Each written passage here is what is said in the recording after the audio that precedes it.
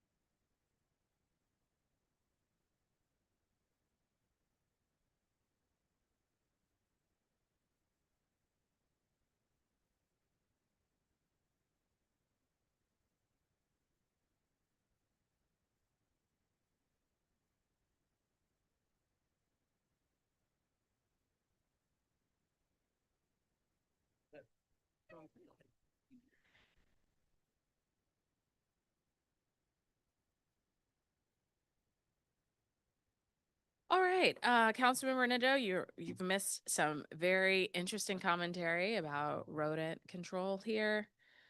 That's okay. All right. Good afternoon. I'd like to call this meeting to order. Today is Monday, December 8th, 2025. The time is 3:07 p.m. We are holding this regular meeting of the Committee on Health in a hybrid format in room 123 of the John A. Wilson Building, as well as virtually on the Zoom internet platform. I'm at-large Councilmember Christina Henderson, chair of the committee. We've been joined by Councilmember Brianna Nadeau from Ward 1, who is online, Councilmember Charles Allen from Ward 6, and Councilmember Zachary Parker from Ward 5. We have a quorum of the committee. Today, we will consider and vote on several measures before the committee. So we have 2 nominations, 2 permanent bills, and 1 sense of the council resolution. Let's drop in because I'm going to be doing a lot of talking. All right, let's start with our confirmation resolutions. First, PR 26-389 nominates Tracy Hamilton to the Board of Social Work as a licensed independent clinical social work member, filling a vacant seat for the remainder of a term ending March 3rd, 2027. Ms. Hamilton has more than 20 years of experience across social services, child welfare, and mental health. She currently serves as the lead social worker in discharge planning for Sibley Memorial Hospital. Previously, she served as the Family Services Director at Collaborative Solutions for Communities and as the chair of the Citizen Review Panel for Child Abuse and Neglect. She held several roles at the CFSA, as well as the Volunteers of America and the District Healthcare Services. Her training involves cognitive behavioral therapy and crisis intervention. She earned her bachelor's of social work degree from the University of the District of Columbia and her master's from Catholic University of America. She is a Ward 7 resident. At the roundtable, I discussed with Ms. Hamilton how her direct practice and supervision experience to prepare her for her board service and her goal to establish an ethics hotline to support timely guidance for social workers across the district. PR 26-390 nominates Angela Hardiman to the Board of Social Work as a licensed graduate social worker member, filling a vacant term for the remainder ending on March 3rd, 2028. Ms. Hardiman works as a licensed graduate social work case manager at MedStar Health, and she teaches graduate social work students as an adjunct faculty member at Howard University. She previously served as a permanent supportive housing monitor for the Department of Human Services and in roles supporting juvenile and youth services at DYRS, DC Superior Court, and the Public Defender Service. She holds a master's of social work from Howard and is a Ward 7 resident. During the roundtable, I discussed with Ms. Hardiman her experience in child welfare and healthcare and her goal to expand awareness of the board's functions and consumer protections. For awareness for the various members of the committee, there's currently only 1 person currently serving on the Board of Social Work, which is not ideal, as it is also just the consumer member. I won't say just the consumer member, but it is the consumer member. And so it is very important that we get these nominations done before the end of the calendar year. So I would like to open up the floor for any discussions, if there are any. All right. Hearing none, I move the draft reports and prints for PR 26-389 and PR 26-390 in block with leave for staff to make any technical changes. All in favor, please say aye. Aye. Aye. Aye. Great. Let the record reflect that the ayes have it and the measures pass unanimously. We'll take these up at the committee of the whole next week. All right, on to one of our permanent bills, Bill 26-159, the PrEP DC Amendment Act of 2025, which was introduced. It was the PrEP DC Act of 2025, and now it's the Amendment Act, but nonetheless, it was introduced in February by council members Parker, Allen, Bonds, Felder, Lewis George, Nadeau, Pinto, Robert White, and myself, and it was referred sequentially to the Committee on Health as well as the Committee on Business and Economic Development. The bill as introduced would require health insurers to provide coverage with no cost sharing for pre and post exposure prophylaxis medication, PrEP or PEP, to prevent HIV/AIDS, including any required baseline assessments. The bill as introduced would prohibit health insurers from imposing prior authorizations or delays on these medications or prescription information as a condition of eligibility or to set premium rates. This bill is the next important step forward for the district's decades-long fight to prevent and treat HIV and AIDS here. Within many of our lifetimes, at the height of the HIV and AIDS epidemic in the 1980s and the early 1990s, hundreds of district residents lost their lives due to this deadly disease each year. In 2003, the district's annual rate for new AIDS cases was over 10 times the national average, the highest of any major U.S. city. At the time, 9,375 individuals were living with AIDS in the district, and there had been over 7,000 AIDS related deaths in the district since 1984. In the last 20 years, the approval of effective HIV prevention drugs has been critical to decreasing the new cases.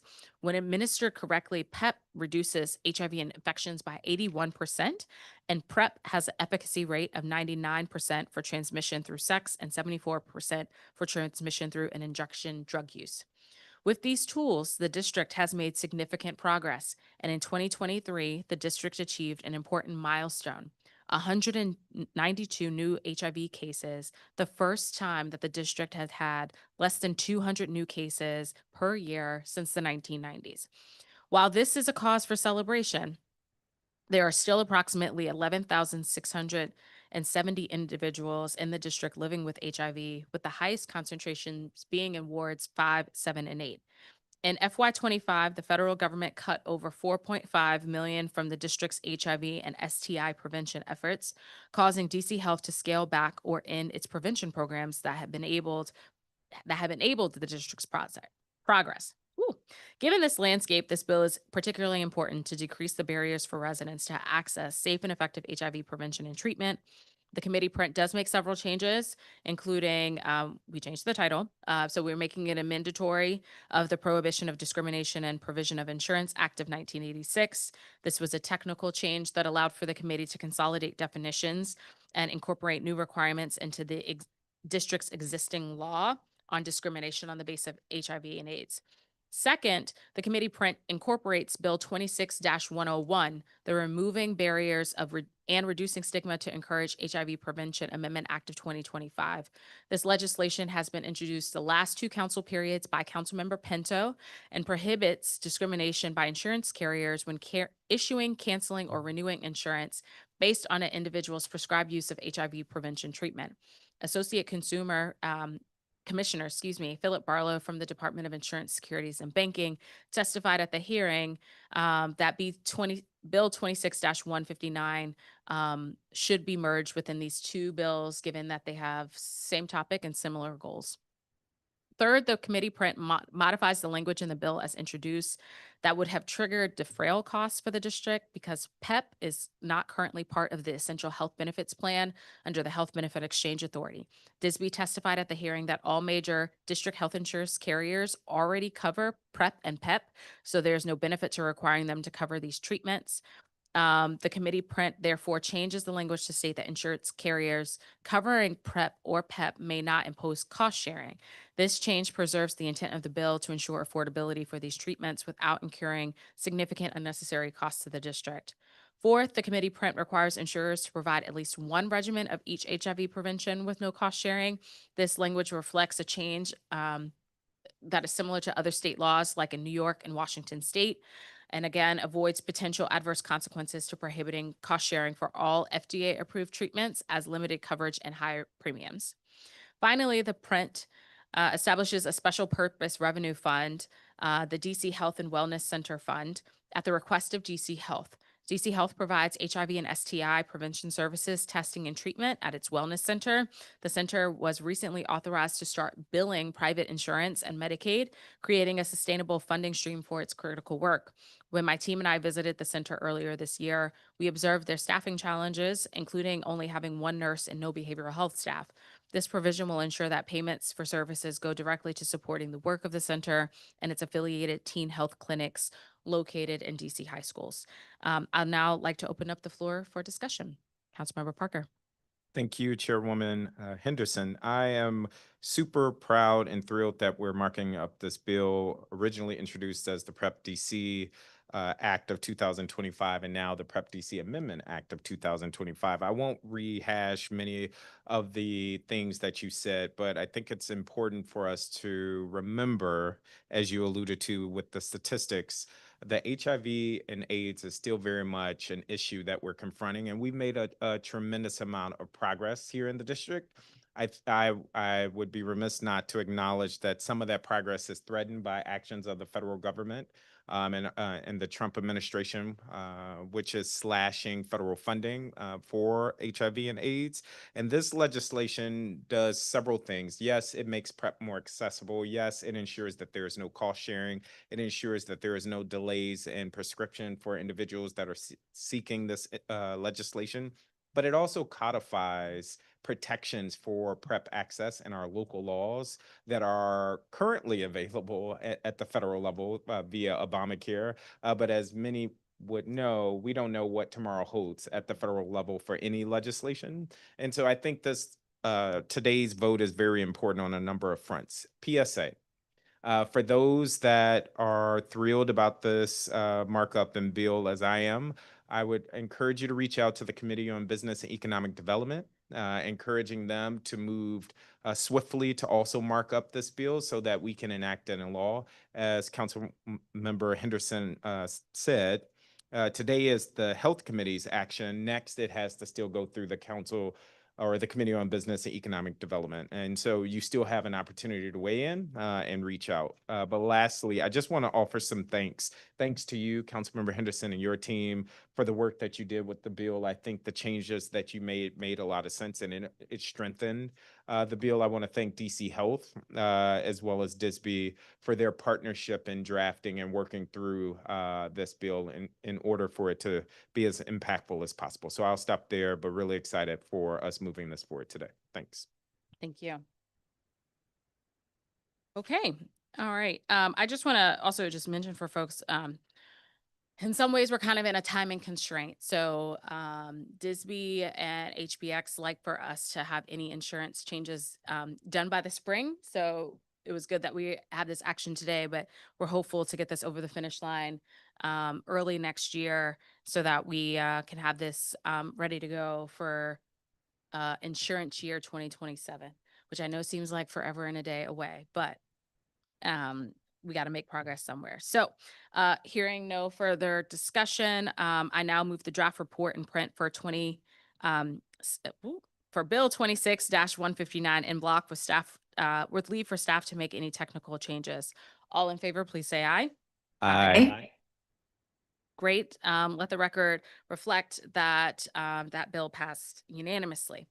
Okay, our next bill, Bill 26-414, the Community Health Amendment Act of 2025, which was introduced in October by myself, along with Chairman Middleton and council members Allen, Bonds, Freeman, Lewis George, Parker, Pinto, and Robert White.